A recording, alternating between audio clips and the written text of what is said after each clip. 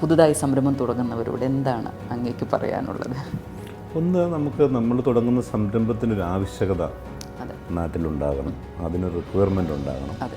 രണ്ട്, അതിനെക്കുറിച്ചൊരു പ്ലാനും പദ്ധതിയും നമുക്ക് പ്രോപ്പർലി നമുക്കൊരു പഠനം, ഒരു റിസർച്ച് ഉണ്ടായിരിക്കണം ആ തുടങ്ങാൻ പോകുന്ന കാര്യത്തെക്കുറിച്ച്. മൂന്ന്, ഡെഫിനറ്റ്ലി പീപ്പിൾ. ഞാൻ നേരത്തെ പറഞ്ഞു, നമ്മോടൊപ്പം അതുമായി ബന്ധപ്പെട്ടൊരു ടീം സഹകരിക്കാനായിട്ടുണ്ടാകണം.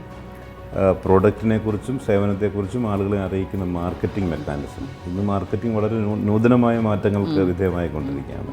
ഉറപ്പായിട്ടും ഇതിനൊക്കെ അപ്പുറം സ്കെയിലപ്പ് ചെയ്യാനുള്ളൊരു മനസ്സ്. പല ആളുകളും പോകുന്ന സ്കെയിൽ എന്നുള്ളത് അവർ വരുന്നില്ല, ഒരു സാറ്റിസ്ഫൈഡ് ആകുകയാണ് ഒരു സർട്ടൻ ഇൻകം ഒക്കെ കിട്ടിക്കഴിയുമ്പോൾ. അപ്പം സ്കെയിലപ്പ് ചെയ്യാനുള്ളൊരു മനസ്സും കൂടെ ഉണ്ടെങ്കിൽ ഡെഫിനറ്റ്ലി ആ മെയിൻ്റനൻസ് മൈൻഡ് സെറ്റ് ഒന്ന് വിട്ടിട്ട് ഗ്രോത്ത് എന്നുള്ള ഒരു മൈൻഡ് സെറ്റും കൂടെ ഉണ്ടെങ്കിൽ ഏത് സംരംഭവും നമുക്ക് ഉയർത്തിയെടുക്കാനായിട്ട് സാധിക്കും എന്നുള്ളത്.